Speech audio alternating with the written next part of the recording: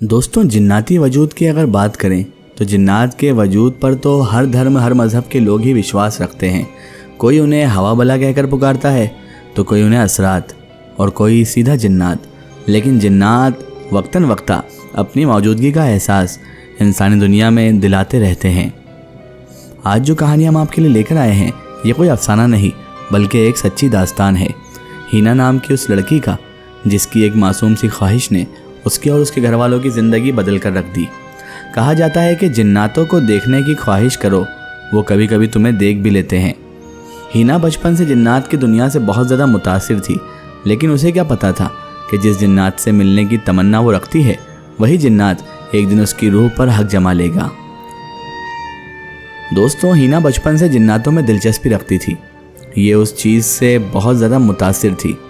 वो हमेशा किसी न किसी जिन्नात से मिलने और उसे देखने की ख्वाहिश रखती थी, लेकिन उसे समझ नहीं आता था कि वो किसी जिन्नात से कैसे राब्ता करे। उसकी एक बहुत ही करीबी दोस्त थी जिसका नाम था आयशा, जो मस्जिद के मौलाना साहब की बेटी थी। हीना खुद भी मजहबी लड़की थी और 5 वक्त की नमाज पाबंदी से अदा करती थी। दोनों में बहुत ज़्यादा गहरी दोस्ती थी। आयशा अक्सर हीना की खूबसूरती की तारीफ़ करते हुए कहती, हीना तुम्हें देखकर तो जिन्नात भी फ़िदा हो जाएं। एक दिन हीना ने आयशा से अपनी ख्वाहिश जाहिर की। हीना कहने लगी, आयशा, मैं ज़िंदगी में एक बार किसी जिन्नात को देखना चाहती हूँ। मेरी तमन्ना है मैं किसी न किसी जिन्नात को देखूँ। आयशा उसकी इस ख्वाहिश पर बहुत हैरान थी। कहने लगी, क्या कह रही है तू? क्या तू पागल वागल तो नहीं हो गई? आयशा ने उसे मना भी किया और कहा, हीना, ये ख़तरनाक खेल है। कोई बुरा जिन्नात आ गया और उसने अगर ये बात सुन ली तो ज़िंदगी तबाह भी हो जाती है। मगर हीना तो अपनी बात पर अड़ी रही। आखिरकार आयशा ने हिचकिचाते हुए एक तरीका बताया। जब तहज्जुद का वक्त हो, नहा धोकर साफ़ कपड़े पहनना, अपने कमरे में आना और अपने ऊपर खुशबू लगाना और सूरह जिन की आयत को बार बार पढ़ना। अगर अल्लाह ने इजाज़त दी तो कोई ना कोई जिन्नात हाजिर हो जाएगा। हीना, जो कि जिन्नात को देखने की बहुत ज़्यादा एक्साइटमेंट में थी, उसने वही किया।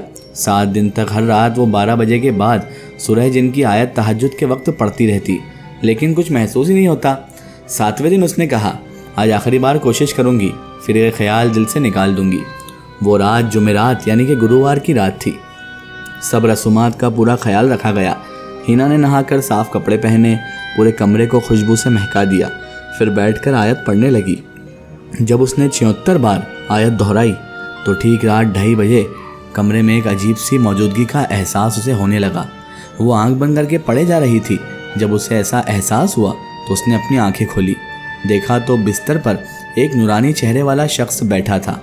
हीना हिल भी नहीं पा रही थी, बोल भी नहीं पा रही थी। तभी वो शख्स बोला, अस्सलामु अलैकुम महतरमा। हीना कांपती हुई आवाज़ में बोली, वालेकुम अस्सलाम, आप कौन हैं? उसने जवाब दिया, मैं उरहान हूँ, एक जिन। मैं आपकी तिलावत रोज़ सुनता हूँ। आपकी आवाज़ की कशिश मुझे यहाँ खींच लाई है। मैं अपने आका से इजाज़त लेकर आया हूँ। हीना कुछ कह ही नहीं पाई। वो उसके नूरानी चेहरे और नीली आंखों में खो गई थी। उसे लगा जैसे वो किसी और ही दुनिया में पहुँच गई है। हीना ने पूछा, आप मुझे कैसे जानते हैं? तो उरहान नामी उस जिनजादे ने कहा, पिछले 6 दिन से मैं तुम्हारे आसपास ही रहता हूँ। जब तुम कुरान पढ़ती हो मैं सुनता हूँ, और आज मैं खुद को रोक नहीं पाया क्योंकि तुम पाक और नूरानी शक्ल में हो। इतना कहकर वो वहाँ से गायब हो गया। हीना तो जैसे उसकी आशिक हो गई थी, परेशान हो गई। फिर से सूरह जिन पढ़ने लगी, लेकिन वो फिर से नहीं आया और मुसल्ले पर ही हीना की आंख लग गई। यानी हीना वहाँ पर पढ़ते पढ़ते वापस से सो गई। ये सब कुछ उसे एक ख्वाब जैसा लग रहा था जैसे उसने कोई ख्वाब देखा हो, लेकिन हकीकत से ज़्यादा सच्चा था ये सब। दिन गुजर गए, फिर भी उसने अपने कमरे में किसी की मौजूदगी का एहसास हमेशा महसूस किया। उसे वहाँ रहना अच्छा लगता था, वो बाहर नहीं जाना चाहती थी। धीरे धीरे वो सबसे कटती गई, यानी सबसे दूर होती गई। उसे तन्हाई पसंद आने लगी। 1.5 साल ऐसे ही गुजर गया। जब हीना की उम्र 22 साल की हुई तो घर वालों ने शादी की बात सोचा कि क्यों ना हीना का अच्छा सा रिश्ता देखकर उसकी शादी कर दी जाए। पहला रिश्ता आया, लड़का पसंद आ गया, मगर उसी दिन लड़के का भयानक एक्सीडेंट हो गया, शादी टूट गई। दूसरा रिश्ता आया, वो लड़का भी अचानक हीना का नाम सुनते ही घबरा गया। कहने लगा, नहीं, वो बहुत ख़तरनाक है, और ये रिश्ता भी ख़त्म हो गया। ऐसे करते करते हीना के कई रिश्ते आए और कई रिश्ते टूटते गए। यानी कि ऐसा लग रहा था जैसे हीना का रिश्ता ही अब मनहूस हो गया है। उसके वालिद साहब फिर भी हार नहीं मान रहे थे। वो चाहते थे कि मेरी बेटी का अच्छा सा रिश्ता देखकर मैं कहीं शादी कर दूं। उसके वालिद साहब बहुत परेशान थे। उन्होंने फिर से लड़का ढूंढना शुरू किया तो एक रात को उसके वालिद को एक ख्वाब आया। इस ख्वाब में एक बहुत ही खतरनाक चेहरा उनके सामने आया और उन्हें कहने लगा, तुम्हारी हिम्मत कैसे हो रही है हिना के लिए लड़के ढूंढने की? हिना सिर्फ मेरी है, तुम्हें समझ नहीं आता? मैं यहाँ हूँ और हिना को मेरे अलावा और कोई नहीं ले जा सकता। मैं हिना को पसंद करता हूँ। और इतना कहकर उनकी आँख खुल गई। वो पसीने में शराबोर थे, उनका हलक सूख रहा था। उठते ही उन्होंने पानी पिया और उसके बाद उनके लिए ये ख्वाब बाइसे परेशानी बन गया। यानी उनके लिए ये ख्वाब बहुत ज़्यादा परेशानी का सबब बन गया। उन्हें समझ नहीं आ रहा था कि ये सब ख्वाब में दिखना क्या था। यह कोई ख्वाब था या फिर हमें हकीकत में हमारी बच्ची के लिए परेशान होना चाहिए या फिर उसे इसी हाल पर छोड़ देना चाहिए। समझ नहीं आ रहा था ये ख्वाब में आने वाला शख्स कौन था, किस दुनिया से ताल्लुक़ रखता था।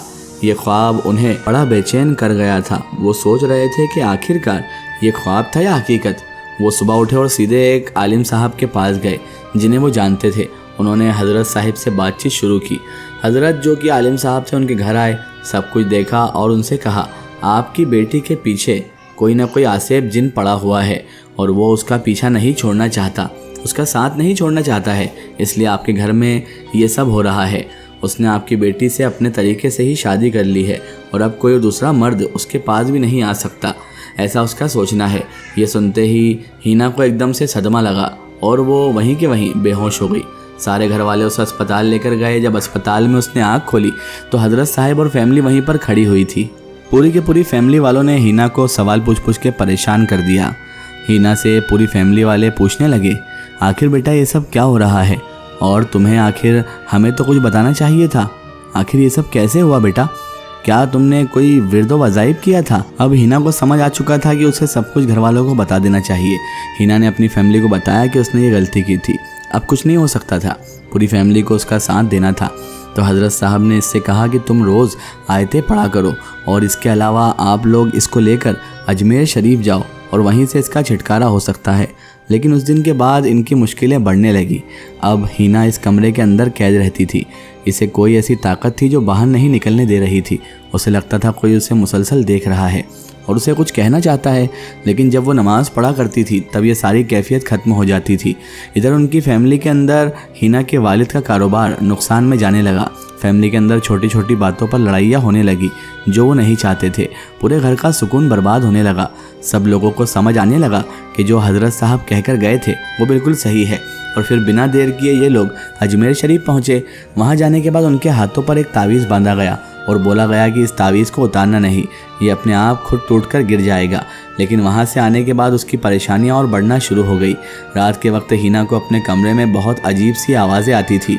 ये आवाज़ें उसने खुद अपने फ़ोन में रिकॉर्ड की और घर वालों को भी सुनाई। यहाँ तक कि उसकी फैमिली ने भी वो आवाज़ें सुनी। हिना की तबीयत धीरे धीरे बिगड़ने लगी। वो बहुत ज़्यादा कमज़ोर हो गई थी, खाती नहीं थी, पीती नहीं थी और कहती थी कि शायद कोई मेरे साथ रात को बेहोशी की हालत में मुझे करके कोई ज़बरदस्ती करता है और न जाने क्यों मुझे ऐसा लगता है जैसे मुझे कोई पूरे बदन को नोच नोच कर खा रहा है। वो उसकी वालिदा यानी उसकी माँ को बताती कि उसके साथ ये सब हो रहा है। उसकी माँ भी बेचारी रो रो कर अपना बुरा हाल कर लेती, लेकिन अब ये कर क्या सकते थे। और अब तो उसकी तबीयत बहुत ज़्यादा ख़राब रहने लगी। कोई खाना खाने का मन नहीं करना, अगर कोई ज़बरदस्ती खिला भी देता तो वो उल्टी कर देती थी। डॉक्टर्स को दिखाया, सब कुछ किया, सारी रिपोर्ट्स नॉर्मल थी, लेकिन उसकी तबीयत ठीक होने का नाम नहीं ले रही थी। फिर उसके वालिद ने वापस से दरगाह शरीफ के हज़रत साहब से रब्ता किया। अजमेर शरीफ उन्होंने फ़ोन किया और हज़रत साहब से रब्ता किया। कहने लगे कि हिना को दोबारा यहाँ पर लाया जाए।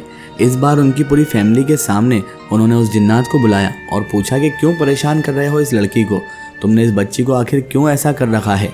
तो उसने बताया कि मैं उसे पसंद करता हूँ, उसने मुझे बुलाया था और उसकी आवाज़ में एक ऐसी कशिश है कि मुझे उससे पता नहीं क्यों ऐसी चाहत हो गई है कि मैं उसे अब छोड़ना नहीं चाहता। इसने सूरह जिन की आयत पढ़ पढ़ कर मुझे बुलाया था, मैं खुद नहीं आया था। आज तक किसी और मखलूक से ऐसी चाहत मुझे नहीं हुई। ये जो कहेगी मैं वो करने को तैयार हूँ, लेकिन किसी भी कीमत पर कोई भी मुझे इससे अलग नहीं कर सकता। तुम्हें कोशिश करनी है, तुम भी कोशिश करके देख लो, लेकिन अब ये मेरी है और हमेशा मैं इसके साथ रहूँगा। इसके घर वालों से कहो, इन्हें जो चाहिए मैं सब ला दूँगा। दुनिया की ऐसी कोई चीज़ नहीं जो उनके पास नहीं होगी, लेकिन मुझे इस लड़की से दूर करने की कोशिश ना करें। लेकिन जो हज़रत साहब थे वो भी हार मानने वाले नहीं थे।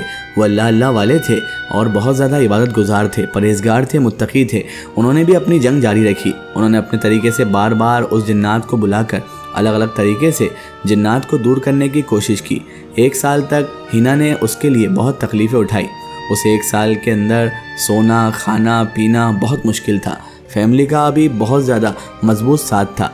1 साल के बाद कहीं जाकर वो उस दिन से आज़ाद हुई। उस जिन्नात से पीछा छुड़ा दिया गया और आज वो बिल्कुल ठीक है।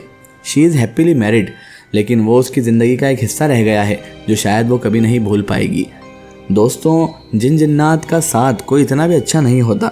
कई स्टोरीज़ हमने भी जिन जिन्नात की मोहब्बत की डाली है, लेकिन हर जिन्नात भी हर इंसान की तरह अच्छा नहीं होता। जिस तरह इंसानों में शरारती, बदकिरदार और बेकार इंसान होते हैं, उसी तरह जिन्नातों में भी शरारती, सरकश और बेकार बुरे जिन्नात भी होते हैं जो इंसान की ज़िंदगी को तहस नहस कर देते हैं। दोस्तों, अगर आप भी कोई कहानी या फिर कोई अपनी ज़िंदगी का सच्चा वाक़या या कोई भी दास्तान हमसे शेयर करना चाहते हैं तो इंस्टाग्राम या फेसबुक पर हमारे पेज माय स्टोरी बुक को फॉलो करें और उस पर हमसे बात करें और हमें कहानी शेयर करें। हम कोशिश करेंगे आपकी कहानी लोगों तक पहुंचाने की। फिर हाजिर होते हैं किसी नई कहानी के साथ। तब तक के लिए गुड बाय।